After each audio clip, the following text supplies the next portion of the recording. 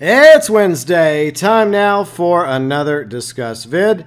And as most of you know, E3 is going on. And over the past few days, there's been several conferences, as with tradition when it comes to EA. All the big names out there, like for example, Xbox, PlayStation, EA, Square Enix, Bethesda, Ubisoft, Nintendo, a few others as well. Each of them put on their own show, their own presentation, their own conference. And I had the honor of sitting alongside the one and only Carrick over at ACG.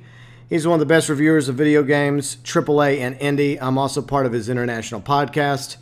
And throughout the weekend, I was riding along with him during his live streams, all the way from EA on Saturday till Nintendo Tuesday morning.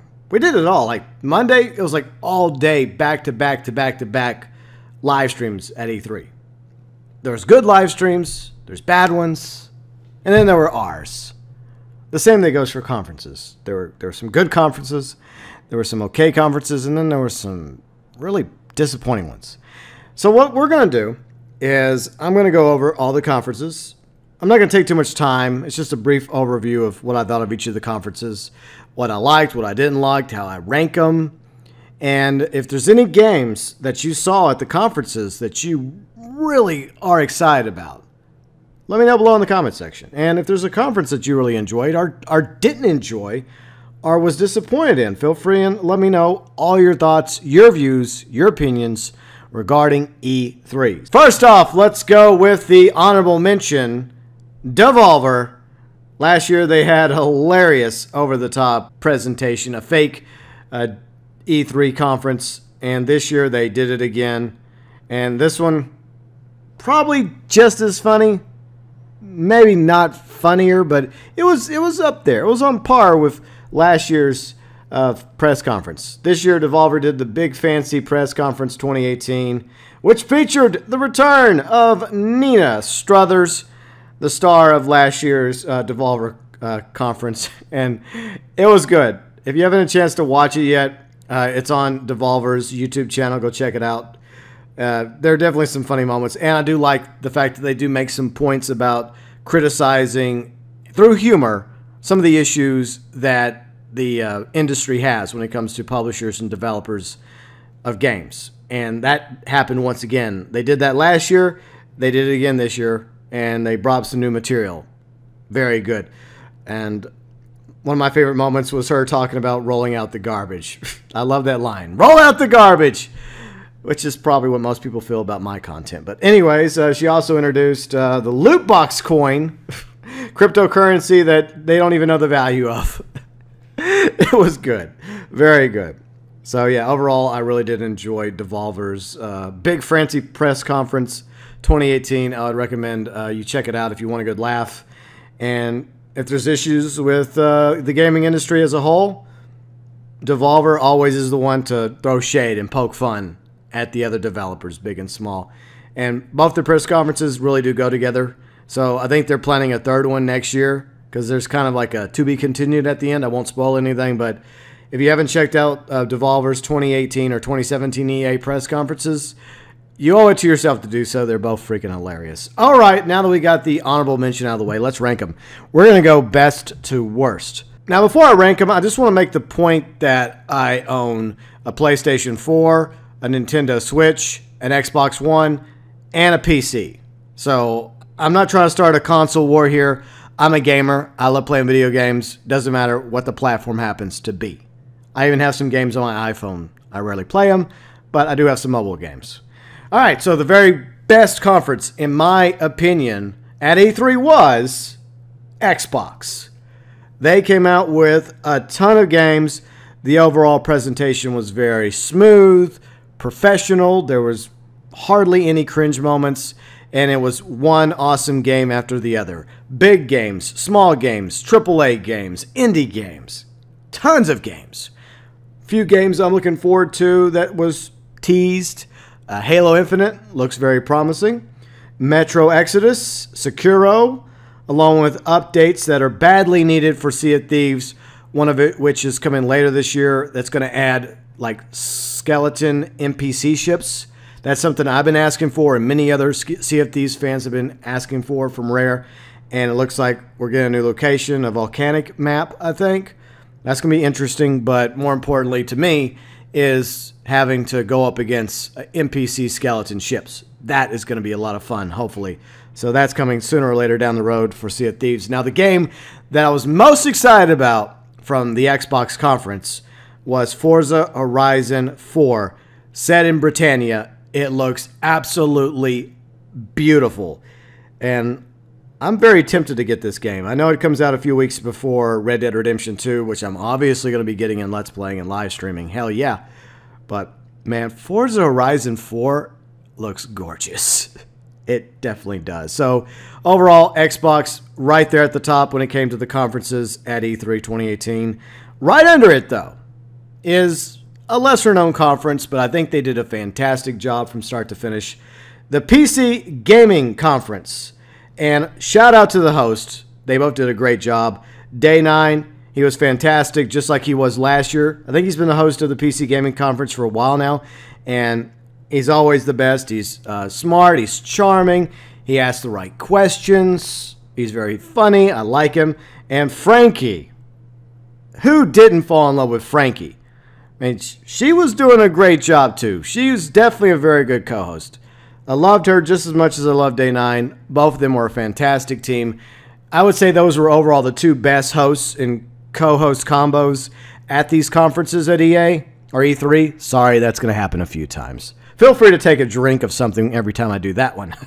But yes, Day 9, Frankie, great job hosting and managing the PC Gaming Conference. And there was a lot of fantastic games that were shown off at PC Gaming. Some AAAs, some indie games. The two I would say shined, in my opinion, was first off Sable. It's this open world game that is all about exploration in the desert. It has the animation that's very inspired by Heavy Metal, an old movie from the 80s. Some of you probably know about that movie, but it definitely feels like it has a Heavy Metal animation vibe to it, but it looks very interesting. Any other game, I've mentioned this a few times already in the past couple days, Maneater. I am very, very enticed by Maneater because one of my favorite, I think, Xbox games that isn't exactly very well rated is an old Jaws game, and it allowed you to play the shark. That's right, you get to play the shark swimming around Amity Island, eating the surfers and swimmers. It was great. Well, not for the swimmers and surfers, but it was great for the shark. And that's what this game is bringing to me. It's a shark RPG, single player, and you're going to be able to upgrade your shark, apparently. So I'm very much looking forward to hearing more about Maneater. Hopefully it'll turn out to be a fantastic game. So that was the game I was most excited about, PC Gaming. Like I said, PC Gaming is a close second place to Xbox in my ranking. Going to third place is Ubisoft. Ubisoft had a lot of games. They had some musical numbers. The choreography was amazing, even though I don't really care for musicals. You know, to each their own. It's not really my thing. But anyways, very good presentation from start to finish. The game I'm most excited for from Ubisoft is Assassin's Creed Odyssey because I like Assassin's Creed. I've played a few of their games. Not all of them, but I have played a few, and I've enjoyed them. But I'm a big fan of ancient Greece, of the mythology, of the gods, the heroes, the legends, the tales. And this looks like an absolutely beautiful game. I sincerely hope that Assassin's Creed Odyssey does not disappoint. It's coming out in early October as well. So you have early October release. I believe that's around the time that Forza Horizon 4 is coming out as well, along with Assassin's Creed Odyssey. And then a few weeks later, near the end of October, we get Red Dead Redemption 2. So I'm still kind of on the fence about whether or not I want to get Assassin's Creed Odyssey. I do have issue with 6 variations of the game, and some of them are pretty expensive. Paywall indeed, right? Yeah, worthy of the gods themselves. But yes, I did like Assassin's Creed Odyssey, and I thought overall, Ubisoft did a really good job. So that's why I think they had the third best conference in my opinion. At number 4, it's Nintendo. That's right, Nintendo. I love Nintendo. I just wish I could play their games on my channel without getting the wrath of Nintendo upon my ass, but that's just life. I'm still a Nintendo fanboy at heart because those are some of the first games I played. The NES, the Super Nintendo, the N64. And I also have a Switch, even though the only game I have on my Switch currently is Zelda Breath of the Wild. Now, they had a very good presentation. It went on for like 45 minutes. And Reggie was there, of course. Most people in Nintendo know Reggie. And they show off a lot of good games. Some games I'm probably not really interested in at all. But they definitely did save their big game for last. That's coming in December. And this is a game that a lot of people are very excited about. Super Smash Bros. Infinite. There's going to be like 60 different characters from all the other previous Super Smash Bros. Different levels. A whole bunch of stuff is being put into this new Super Smash Bros. Game. It's coming out in December. And if you're a Super Smash Bros., I'm willing to bet you're very excited about this game. So like I said, overall, Nintendo's in 4th place when it came to the conferences at E3 2018. Moving over to number 5, and this one I would say it wasn't good. It wasn't bad either, but it definitely could have been way better. It came in with a lot of hope and promise and hype, especially since I'm also a Fallout fan. I'm also a Skyrim fan, but I'm also a Fallout fan. That's right, Bethesda. They are number 5 on my list. And despite the fact they showed a lot of very interesting games like Rage 2, Doom Eternal, some Wolfenstein games, there was some cringe in Bethesda.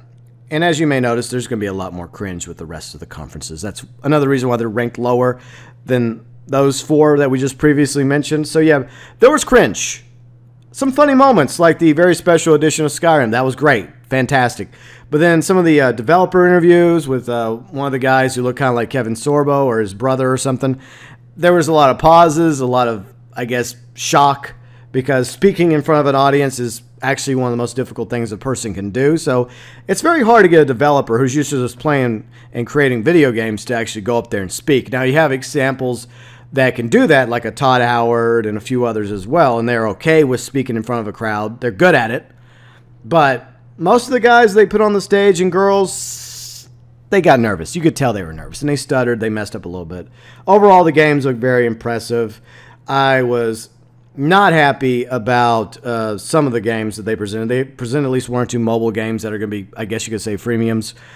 There's an Elder Scrolls Blades game coming out. I'm not really feeling that game. I hope it's good, but I feel like it's a freemium, you know. It's free to play, but it's pay to win, most likely. And let's see, the other game, the big one that they mentioned, Fallout 76. Now, leading up to the presentation, Sunday night, it was Sunday night, I was very excited for Fallout 76. I'm still on the fence about it, and I might get it. I don't know if I'm going to or not. It's coming out in November, by the way. So it's weird, because Fallout 76 is technically going to be competing with Red Dead Online. I'll explain that in a minute, because Fallout 76, in case you didn't realize it, unless you were in a vault, it's going to be an online game. That's right. It's the first Fallout game that's going to be online. You can play solo, but it's going to be very difficult to play solo. It encourages you to play with people, whether it's friends or randoms.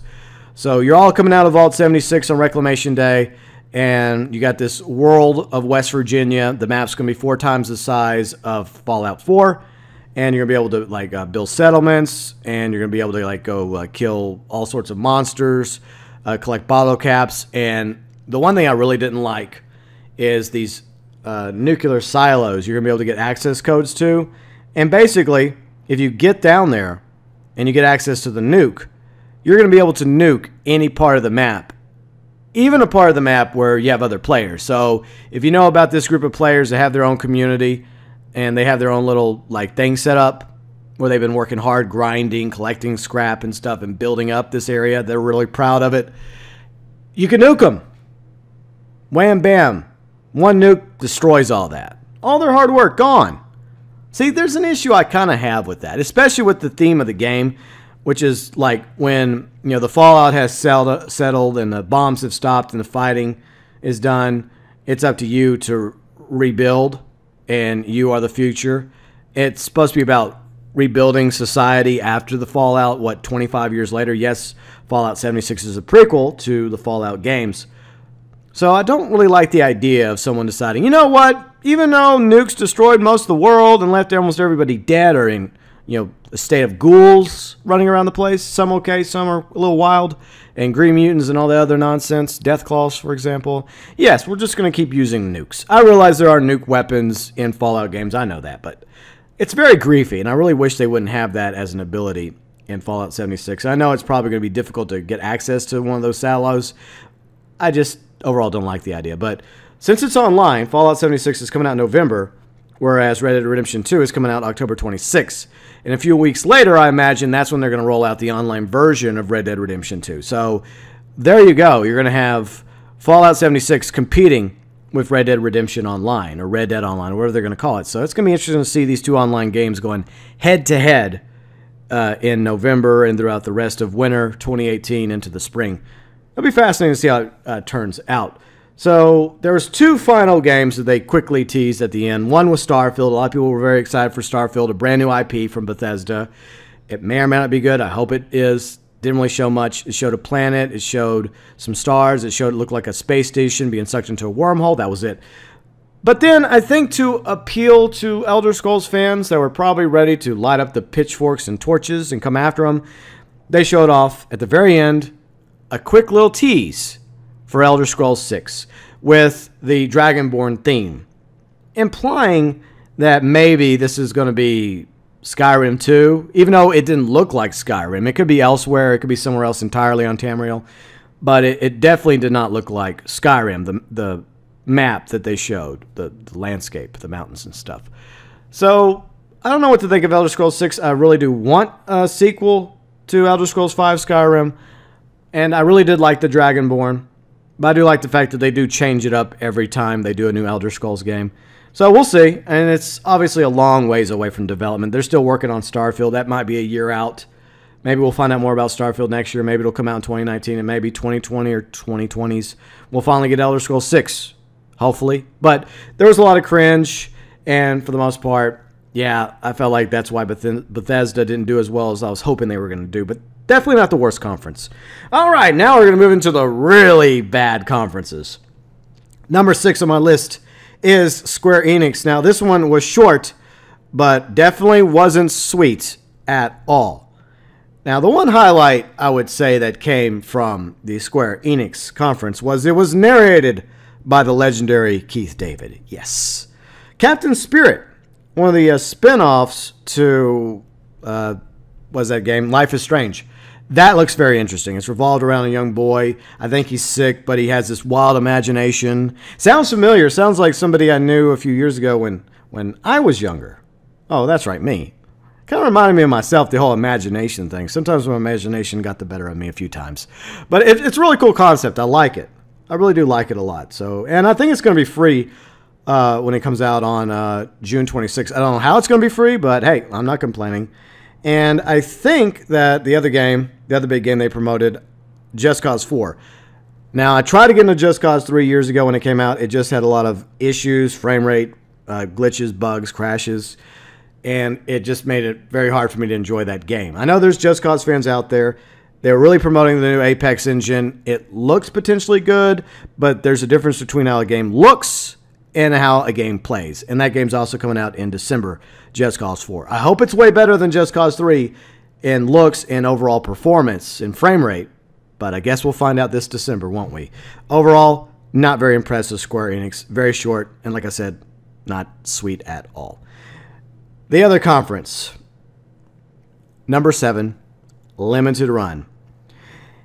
This is a conference I wanted to like because I like what they do. Limited Run, basically, they make hard copies of these classic indie games, these digital games, in limited supply for people that don't like doing the internet online stuff or don't like downloading. Maybe they have bad internet or maybe they can't afford a subscription to Xbox Live or PlayStation Network or, yeah, whatever it is. But they want the game. They want this really cool indie game. They want this really cool classic game, and they have no other way to get the game. And Limited Run, like, showed off a lot of great games. Indie, classic games, very interesting games. And I'm sure there are probably going to be definitely gamers out there across the world that are going to want to get their hands on these Limited Run games because they're limited. They only make a few thousand of each copy, right? I did not like the presentation. It looked very, very cheap and tacky. It had horrible 3D graphics. I know they were doing it intentionally for laughs. If they just did that for the intro and then they just moved on straight to talking about the games without going back to the fake CGI arena that they were in, the fake-looking car, the cropped-out people, the obviously over-the-top lousy green screen. It looked ridiculous on purpose. It felt like they were inspired by Devolver's conference last year in 2017. The big difference is that conference was fucking hilarious. This was just like a chuckle. You gotta laugh out of it at first, and then you're like, okay, this is just, it's not working. Limited run. It's not working. So yeah, that's what I gotta say about that. Very terrible overall. I hope limited run, please don't do that again. Just stick to focusing on the games and you'll be good. All right, so we've come to the final two conferences at the very bottom of my pile of E3 2018.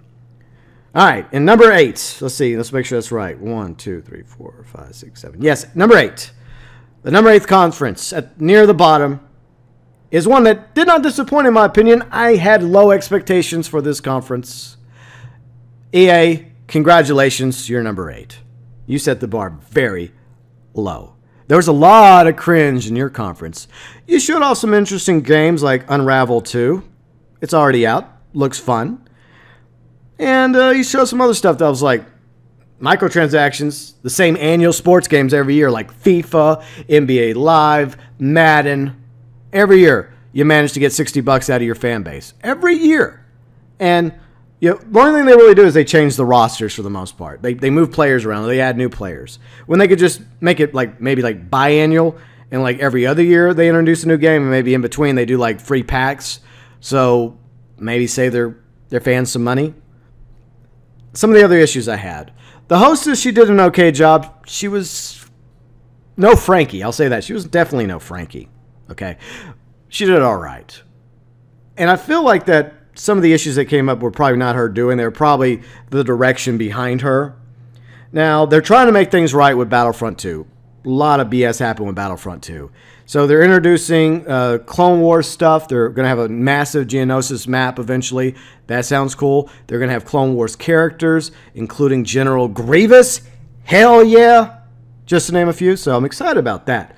Especially for Star Wars fans that love the Battlefront series. They're still faithful. That's definitely a good thing. Then they do this really impromptu interview with the guy over at Respawn. And they're the ones working on the other Star Wars game. And it just felt so like last minute and so cheap and pathetic. And I feel like this wasn't on her. It was on somebody calling the shots behind the scenes saying, hey, go talk to that Respawn guy about his Star Wars game. And the name of the game is going to be what? Jedi Fallen Order. And she didn't exactly ask the best questions. Now, I don't know if she's a Star Wars fan. Maybe she's a casual Star Wars fan. Maybe she was nervous. Maybe she was caught flat-footed. She didn't have her questions right. But she was asking really, really dumb questions, especially if you're not a Star Wars fan. For example, she was asking, like, oh, so you can play a Jedi. Do you get a lightsaber? You're playing as a Jedi. Of course you're going to get a lightsaber. You might as well have asked, do you get Force powers? Of course you get Force powers. Duh. You're a Jedi. You have to have the lightsaber. You have to have the Force powers. You have to have the robes. Yeah. Kind of goes hand in hand, right? And she was asking, well, where does Jedi Fallen Order take place? And, he says it takes place after episode 3. So in between episode 3 and 4. And most people would probably get that idea, that premise, who are Star Wars fans. And then she's like, so this is going to be a very dark game. And I was just like, really? No, this is going to be a light, fun, happy game. The Jedi that are still alive are like, you know what? It's great we're being chased and hunted down by the Empire and this killing machine known as Darth Vader. That's great. I just love that. I love being chased down by stormtroopers and murdered and knowing that all my friends and associates and masters that I used to serve with and fight with in the Jedi Order are dead. And the others are now hiding and I'm all alone on this planet. Yeah. Good times. Very good times indeed. So I had issue with that as a Star Wars fan, most definitely. So what else did I have a problem with? Well, Anthem. Anthem felt very underwhelming, the presentation. However, from what I've been told, very reputable YouTubers that were there, gamers that, are good YouTubers, actually got their hands on Anthem. They really liked it. So apparently the gameplay is very good. And I felt like that was not represented during the conference. I think that was a big mistake on the part of EA. Command & Conquer Rivals. F you, EA. Screw you. Command & Conquer fans, which I am one of, loved Generals back in the day. We wanted an actual fully fledged RTS game. They showed us a freemium mobile game that's a POS. And what's really funny is they first show this stupid like back and forth between two guys playing this awful game. The map is just really small. Both locations, both bases are like within like a few inches of each other. It's ridiculous, beyond ridiculous. And then they do this really over the top like big budget CGI commercial right after it. No. You already crushed the hype. This does not save the game at all for any of us real RTS Command & Conquer fans. F you, EA, for that. So if they had done it before that, like you're supposed to, you build up the hype, then you crush us. So you kind of got it backwards on that one, EA. Good job. Battlefront 5 looked better. I will say it was probably the highlight of EA, Battlefront 5. They showed a trailer that was way better than that first trailer they showed a few weeks ago. That trailer was horrible. And Carrick and I and others all agreed. Why didn't they show that trailer that they showed at E3 the other night as their trailer? Because that trailer was epic. It had the right music. It had the right tone, the right feel and vibe. They just dropped the ball on so many of their presentations, and the entire conference was one big giant ball drop. So that's why EA never ceases to disappoint me, because they're always down there at the bottom of the bar. Now, coming in at dead last is probably the biggest surprise of all. Now, if you didn't watch their conference, if you woke up the next day and you read articles, you would have a different opinion about this because you didn't actually watch the conference. And look, they showed off some games, some very interesting games. I'm sure some of them are going to be very good, hopefully. I hope that all these games are good, but unfortunately not all of them are going to be good. But if you were actually watching the conference, you'd have a different opinion, despite the fact that they're trying to change the narrative. That's how I feel about it anyways. At the very bottom of my list, number 9, technically number 10 if you include Devolver as honorable mention. I don't really rank them anyways, but at the bottom of my list, number 9, big surprise, big shock, Sony. Now, Sony went Monday night, a day after Xbox. And Xbox already set the bar pretty high for E3 2018. They had a fantastic presentation. That's why they're number 1 on my list. So I, at the very least, was expecting Sony to come in second place. No, they didn't. They did not. From the very beginning, it was awkward. They open up in this church tent, right? A church, whatever. Church tent, in order to show off Last of Us 2. And from the very beginning, there's technical difficulties. Now, there were some various technical difficulties in some of these conferences, but nothing to the degree of Sony. And you think Sony would make sure all this shit was taken care of. I don't know who's to blame for it, but there were some problems on Twitch and YouTube during the streams. And Carrick and I were there. We witnessed this firsthand along with everyone else watching. So there was, at the first, when it came to Last of Us 2, audio issues.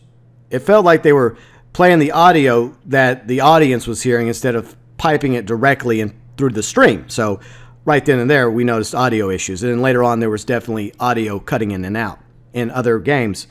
And then there was lag issues that also were occurring for a good chunk of the Sony presentation, or the PlayStation conference, whatever you want to call it. Last of Us 2, the cutscene was okay. I see why they did the church tent, because whenever they pan into the cutscene for Last of Us 2, it's the same interior, very similar at least. So I got that mindset, but it wasn't really necessary, because after they're done with Last of Us 2, the gameplay I love, by the way. It looked very scripted, but I was very impressed with the gameplay. So after they're done with Last of Us 2, they do an intermission. That's right. After one game, Sony does a fucking intermission, and they do like this, what looks like a pre- or post-game show, like interview thing going on, in order to move people from the church tent into the auditorium, when they could have just done the entire conference from the auditorium to begin with, Sony. Maybe that's where their problems arose from that decision, that brilliant choice to start off one fucking game in the church tent and then all the other games and the rest of the conference over in the auditorium. It does not make sense, but I'm not the one calling the shots for Sony. So yes, there were definitely issues. And unfortunately, several of the games were affected by that, including Ghost of Tsushima, which a lot of people were very excited for. I think it has a lot of potential. Now, Carrick, who's very good at reviewing games, AAA and indie, he immediately saw issues with the game, but at least we got gameplay for Ghost of Tsushima. And we also got gameplay for Last of Us 2, so I was happy about that.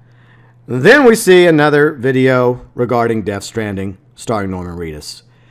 Kojima, I recognize your talents as a developer. You make some impressive games. But 3 videos in, 3 trailers in, I still don't know what the hell Death Stranding is. I started putting together an idea, a theory about it based off the latest presentation. Is Norman Reedus some sort of delivery guy? Because that's what he does most of the game. He's delivering shit from here, climbing up mountains, going across streams, sometimes losing shit too. Meanwhile, he's getting chased by invisible monsters. And then there's some blonde chick as well. I guess he's a delivery guy. I don't know. I still have no idea what Death Stranding is all about. We want to know what it's about. Please.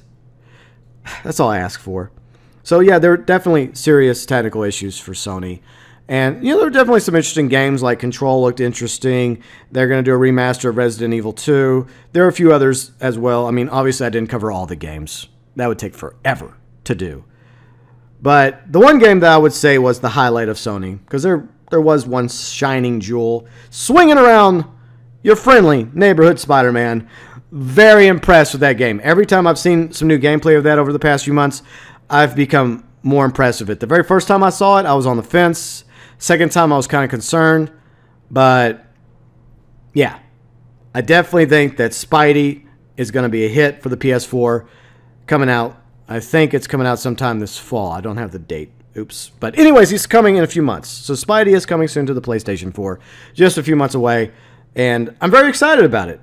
I think that they did a great job building that game. And the gameplay looked very authentic. It didn't look scripted. And it looked like it was a lot of fun. It looked like you could actually adventure and swing around this open world of New York. Looks awesome. Looks fantastic. But even Spidey himself could not save the Sony conference from being dead last on my list. So there you go. That is my rankings, my opinions regarding all the conferences. Sony at dead last, followed by EA, Limited Run, Square Enix, Bethesda. Above them, Nintendo, Ubisoft, PC Gaming, and at the very top, Xbox. And once again, honorable mention to the hilarious folks over at Devolver for their big fancy press conference 2018 with the return of Nina Struthers. Overall, I enjoyed my time with Carrick and, Takedown, Abzy as well, Cadiz, and everyone that was interacting in the Discord, and everyone chatting in Twitch. It was fun. I enjoyed it with Carrick. That was definitely my personal highlight, was the time that we all got to spend together watching video games, because that's what we're all here for, our love, our passion of video games. That was definitely the highlight, and that's one of the reasons why I enjoy doing what I do, is because of our shared love of video games. Carrick's love, my love, and your love too. So definitely a lot of awesome games were shown at E3, despite some of the more questionable conferences. But overall, your thoughts, your opinions, your views, the games you liked or didn't like, the presentations, the conferences you enjoyed the most or the least, feel free, chime in below in the comment section with everything you have to say regarding E3 2018.